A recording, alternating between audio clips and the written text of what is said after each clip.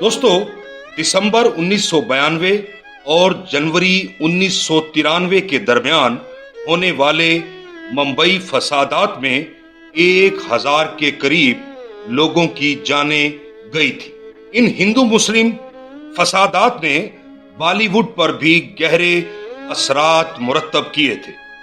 फसादात के दौरान कुछ फनकार ऐसे भी थे जिन्होंने अपनी जिंदगी खतरे में डालकर किसी भी मजहबी तफरीक के बगैर लोगों की मदद की। इन फनकारों में दिलीप कुमार, सुनील दत्त, शबाना आजमी, राज बब्बर और संजय दत्त के नाम शामिल हैं। दिलीप कुमार और सुनील दत्त के घर तो फसादात के दौरान रिलीफ कैंप बने हुए थे। दिलीप कुमार फसादात के दौरान लोगों की मदद करने के लिए मुंबई की सड़कों पर निकल आए थे। यही वजह थी कि लोग उनसे इमदाद की उम्मीद भी करने लगे थे। खास तौर पर फसादात की जद में आने वाले मुसलमानों को उम्मीद थी कि दिलीप कुमार उनकी मदद को जरूर आएंगे। ऐसे ही एक रात दिलीप कुमार के घर एक मुसलमान औरत का फोन आया कि उन्हें मदद की जरूरत है। दिलीप कुमार ने उनकी मदद के लिए पुलिस और फायर ब्रिगेड को फोन किए और खातून से कहा कि लोग उनकी मदद को जल्द पहुंचने वाले हैं। लेकिन दूसरे दिन उस खातून का फोन आया तो उसने छूटते ही कहा, दिलीप कुमार, मेरा कोई नहीं बचा और मैं अल्लाह से दुआ करती हूं कि तुम्हारा घर भी इसी तरह जले और तुम्हारे घर वाले भी इसी तरह मारे जाएं। आज की यात्रा में हम बात करेंगे कि आखिर उस मुसलमान औरत के खानदान के साथ ऐसा क्या हुआ था कि वो दिलीप कुमार जैसे फरिश्ता सिफ्त इंसान को बद्दुआएं दे रही थी। हमारे साथ रहिएगा। 6 दिसंबर 1992 को बाबरी मस्जिद के इन्हेदाम के बाद हिंदुस्तान फिरका वाराना फसादात की लपेट में आ गया था और मुंबई जैसा शहर भी फसादात की जद से ना बच सका। ऐसे में बहुत से फनकार किसी भी मजहबी तफरीक के बगैर लोगों की इमदाद के लिए निकल आए। दिलीप कुमार इन फनकारों में सरे फहरिस्त थे।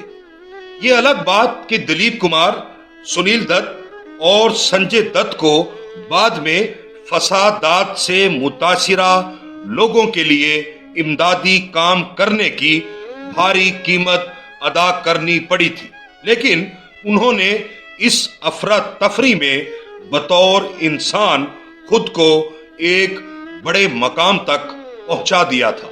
अप्रैल 1993 में शम्मा देहली ने दिलीप कुमार की कोलकाता में की जाने वाली एक तकरीर शाया की थी, जिसमें उस नामालूम मुस्लिम खातून का वाकया भी शामिल था। शम्मा देहली लिखता है, आजकल दिलीप कुमार की एक तकरीर का बहुत चर्चा है जो उन्होंने कोलकाता के एक कौमी यकजहती सेमिनार में की थी। ये तकरीर एक तरफ दिलीप कुमार के खुलूस, दर्दमंदी, कौम और मुल्क की बेहतरी के लिए उनके दिल की तड़प की गवाह थी, तो दूसरी तरफ इस बात का भी सबूत थी कि अवाम के दिलों में अपने ख्यालात उतारने और लोगों को अपना हम ख्याल बनाने का फन उन्हें खूब आता था। याद रहे कि ये तकरीर उन दिनों की गई जब फिरका वराना फसादात के असरात अभी बाकी थे। दिलीप कुमार का लोगों से कहना था कि वो तखरीब का दामन छोड़कर तामीर का दामन थामने की कोशिश करें। मुल्क में मजहबी मुनाफरत और बदअमनी फैलाने वाले गैर जिम्मेदार लीडरों के हाथों से परचम छीन ले और उन हाथों को तोड़ दे। उन्होंने गम से बोझल लहजे में कहा, कोई शख्स ये कैसे कह सकता है कि ये जमीन किसी एक फिरके की है और दूसरों को ये जमीन छोड़ना होगी। ये सब सियासी शोबदाबाजी है।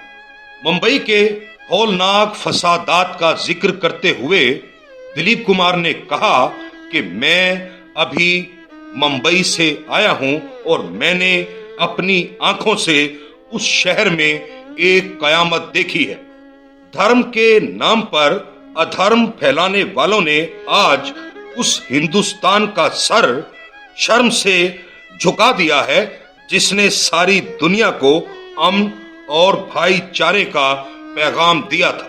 फसादात के दिनों के एक वाकये का जिक्र करते हुए दिलीप कुमार ने बताया, एक रात मुझे एक मुस्लिम खातून का फोन आया।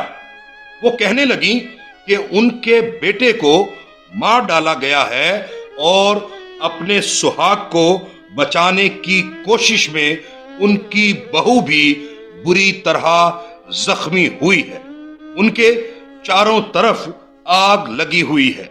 मैंने उनका नाम पता मालूम किया, पुलिस और फायर ब्रिगेड को फोन करके उनकी फौरी इमदाद की इल्तजा की। कुछ देर बाद खातून का फिर फोन आया तो मैंने उन्हें तसल्ली देते हुए बताया कि मैंने फोन कर दिए हैं, लोग जल्द ही उनकी मदद के लिए पहुंचने वाले हैं। लेकिन दूसरे दिन उस खातून ने फिर फोन किया और कहा, दिलीप कुमार, मेरा कोई नहीं बचा, मैं तबाहो बर्बाद हो गई हूं और अल्लाह से दुआ करती हूं कि तुम्हारा घर भी इसी तरह जले और तुम्हारे घर वाले भी इसी तरह मारे जाएं।